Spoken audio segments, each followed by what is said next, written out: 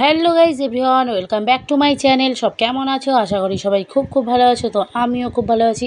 আর সকাল সকাল দেখতেই পাচ্ছ আমার দাঁতগুলো সব বেরিয়ে গেছে। ভালো তো থাকবোই, তাই না? আর বিয়েবাড়ি চলে এসেছি বলে কথা, ভালো না থাকলে পারা যায় বলো? তো তোমরা হয়তো সকাল সকাল ভাবছো বাবারে বাবা, আমাদের বললো না বিয়েবাড়িতে চলেই গেল। আরে বিয়েবাড়ি বলতে এই যে যেই দাদাভাইটা দেখতে পাচ্ছ, এটা হচ্ছে আমার বড়দা ভাই। তো আমি চলে এসেছি আমার মাসি বাড়িতে, আমার মেজো মাসির বাড়ি। তো মেজো মাসির বড় ছেলের বিয়ে ঠিক করেছে, হট করে একদিনের মধ্যে ঠিক করে একদিনের মধ্যেই বিয়ে হচ্ছে। তো যাই হোক চলে এসছে। আর ব্রাশ আনতে ভুলে গেছিলাম, তো দেখতেই পেলাম তখন দোকানে চলে গেছিলাম। তো দোকানে গিয়ে আমি ব্রাশ কিনে নিয়ে এসেছি। তো এই ব্রাশটি দিয়ে দাঁত ব্রাশ করছিলাম। আর এই দেখো সকাল সকাল এরা কী খাবে কিছুই বুঝতে পারছে না। তো ওইখানে ওই তো যাই হোক মুড়ি চানাচুর এইসবই খাওয়া দাওয়া করছিলাম। আর এই দেখো এদিকে সবাই মিলে সবজি কাটছি। আরে আমরা এখানে বেড়াতে এসেছি, সবজি কাটতে এসেছি নাকি? যাই হোক কী করব, সবজি তো আমাদেরই কাটতে হবে। আর ওর যে আত্মীয় স্বজনরা এসছে তারা তো এখানে কাছে আসার কোনো নামই করছে না, যারা যার যার মতো ঘরে ঢুকে আছে। তো যাই হোক আমরা তো মাসির বোন এরা মিলেই সবজি টবজি কাটছিলাম। আর এই যে এক কাকিমা দেখতে পাচ্ছ পাশে, ইনি হচ্ছে যাই হোক মাসির কিছু একটা হয়, আর এইটা হচ্ছে ওনার বৌমা। তো এনারা মিলে এখানে সবজি কাটছিল। তো এনারা অনেক পরে এসছে, আমরা সবজি কাটা স্টার্ট করে দিয়েছি তারপর। আর এই দেখো এদিকে ঘরে বসে ওর দিদি ভাই আর বোন খেলা করছে, আমি এখন ঘরে চলে এলাম। ওইদিকে একটা ফ্যানও সেট করে দেয়নি। যাই হোক এত কষ্ট কি আর সহ্য করা যায়? তো কষ্ট সহ্য না করতে পেরে আমি ডাইরেক্ট ঘরে চলে এসেছি। আমার আবার বাবা এত কষ্ট সহ্য হয় না, সব কিছু একটা ধৈর্য সহ্য থাকে, আমার আবার অত ধৈর্য সহ্য নেই বাবা। তো যাই হোক এই দেখো আবার চলে এসেছি এখানে। মানে আমার ক্যামেরাটা কে করে দিচ্ছিলো বলো তো? আমার ননদিনীর করে দিচ্ছিলো। আবার আমিও ঘরে গিয়ে তখন মাম্মামকে একটু ভিডিও করলাম। আবার এখানে সবজি কাটছিলাম, তখন বললাম যাক আবার আরেকটু ভিডিও করে দাও। তো তারপরে দেখো এখানে সবজি কাটাকাটি করছি। আর এই যে দেখতে পাচ্ছি এটা হচ্ছে আমার মাসি বা সাইডে। আর এই যে মাঝখানে ওটা হচ্ছে যাই হোক মাসির কেউ একটা হবে, চিনি না। আর এই যে ডান সাইডে দেখতে পাচ্ছ এটা হচ্ছে আমার বৌদি মনে। তো আর এই যে দেখো আমি এখন ঘরে এসেছি। তো মাম্মাম দেখো এদিকে ঘরে ওর পাপার সাথে গল্প করছে, এদিকে কিন্তু ফোন লাগায়নি।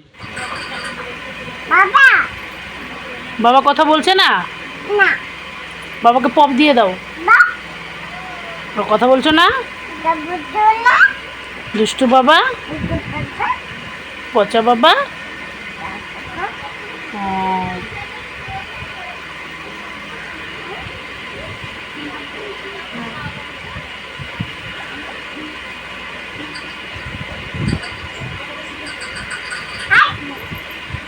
তো বন্ধুরা দেখো আমার মাম্মাম এখন ওর বাবার সাথে কথা বলছে, তাই তো?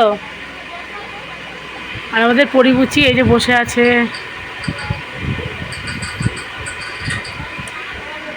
কথা বলেছে, বাবা ফোন ধরেছে। দাও বাবাকে ফোন লাগিয়ে দিয়ে দাও।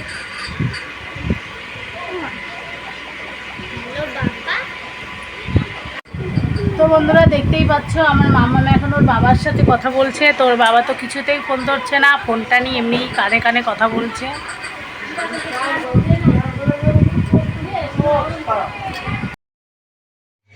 তো তারপরে দেখো এদিকে স্নান করে চলে এসেছি, এখন খাওয়া দাওয়া করব। তো এখানে বাবা বসেছিল, আর এই দেখো এখানে মাসিমণি আমরা সবাই বসেছিলাম। আর এই দেখো এখানে মা মুড়ি দিয়ে ভাত দিয়ে মেখেছে, তো সেইটাই খাচ্ছিলাম। বাবারে বিয়ে বাড়ি কোথায় মাছ টাছ খাবো, মাছের ঝোলটা রান্না করবে তা না, কি মাছের তেল ফেল এইসব করেছে, ঘ্যাট করেছে, ডাল করেছে। তো এগুলো দিয়ে আমরা খাওয়া দাওয়া করছিলাম।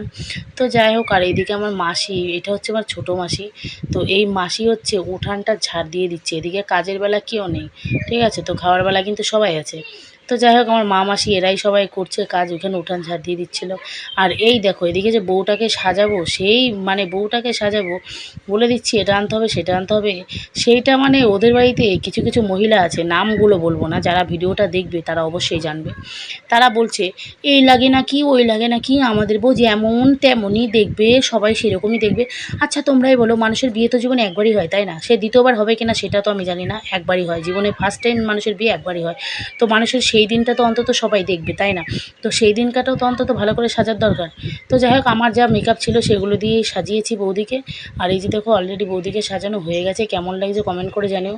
বৌদি শ্যামবর্ণ কিন্তু মুখের শেপটা ওনার খুবই সুন্দর, ঠিক আছে, কিউটনেস আর কি। তো যাই হোক সেই তাদের কথা আর বলবো না, কিছু কিছু এত জঘন্য মহিলা থাকে। এদিকে সাজাচ্ছিলাম তখন কিন্তু তারা কিন্তু কোনো জিনিসই এনে দেয়নি, এত অসভ্য মহিলা ছিল কিছু কিছু।